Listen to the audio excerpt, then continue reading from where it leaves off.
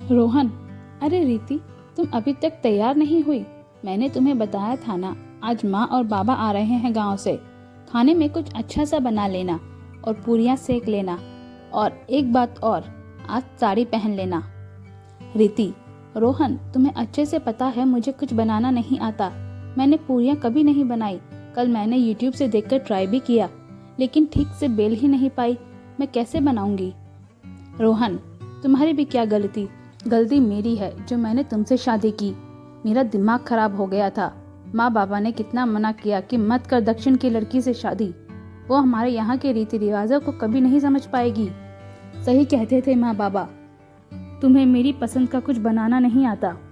रीति रोते हुए, मैं केरला से हूँ, इसमें मेरी क्या गलती है रोहन? मेरे यहाँ के रीति रिवाज तुम्हारे यहाँ से बिल्कुल अलग है। फिर भी मैंने तुमसे कई बार कहा कि मुझे अपने गांव ले चलो।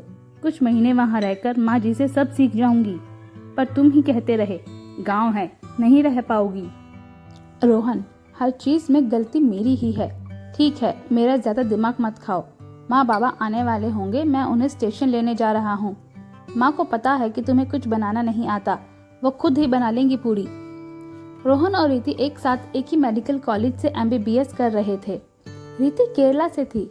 रोहन मन ही मन रीति को चाहने लगा था, पर कहने से डरता था कि बड़े रईस खानदान की लड़की है, अगर मना कर दिया तो मेरा मजाक बन जाएगा। वो साई की तरह रीति के साथ रहता, कहीं रीति को कोई घूर के न देख ले। रीति भी समझने लगी थी। पढ़ाई के अंतिम वर्ष में रीति ने किताब में रोहन के लिए तमिल भाषा में एक प्रेम पत्र लिखकर भेजा। रोहन बेचैन हो रहा था क्योंकि उसे तमिल नहीं आती थी। रोहन ने नेट की सहायता से एक एक शब्द का मतलब समझा तो उसकी खुशी का ठिकाना नहीं रहा। रीति और रोहन एक दूसरे को बेइंतहा प्यार करने लगे थे। रीति ने रोहन को शादी करने के लिए जोर दिया। रोहन को पता था रीति उसकी संस्कृति से बिल्कुल विपरीत है, पर रीति को देखते ही रोहन की मां ने उसे गले लगा लिया। बाबूजी ने जरूर एक बार को कहा, देख लो बेटा, दक्षिण की लड़की है, हमारे रीति रिवाजों को समझ पाएगी क्या? रीति के माँ बाप भी आधुनिक सोच के थे। जहाँ बेटी की खुशी वही उनकी खुशी। धूमधाम से रीति और रोहन का विवाह दोनों रीति रिवाजों से संपन्न हो गया। माँ बाबूजी को रोहन स्टेशन से घर ले आया। रीति पीले रंग की साड़ी पहने हुए थी। उसने माँ बाबूजी के पैर छुए। दोनों ने सदा सौभाग्यवती रहने का आशीर्वाद दिया। रागिनी जी, रीति की सास ने पूरे घर का हाल एक ही नजर में परख लिया। वो समझ गई कि रीति अपनी गृहस्थी सुचारू रूप से नहीं चला पा रही है। रागिनी जी ने रीति के साथ मिलकर पूड़ियां बनाई। वहीं रोहन भी किचन में खड़ा था। रागिनी जी लोई बनाती हुई कहती जा रही थी, पता है रोहन, जब तेरे बाबूजी मुझे ब्याह के लाए थे, मुझे भी पूरियां बनाना नहीं आता था। पूरी का सख्त आटा भी गूंथना नहीं आता था। हमारी रीति ने तो कितना अच्छा आटा गूंथा है। तुम्हारे बाबूजी जब घर में सब काम में लगे होते तब चुपके से रसोई में आ जाते, मुझे जो नहीं आता बता जाते। मैं तो रीति की तरह पढ़ी लिखी और नौकरी वाली भी नहीं थी, फिर भी तुम्हारे बाबूजी तीनों बच्चों को नहलाते, बच्चों को वही संभालते, मैं बस घर के काम करती।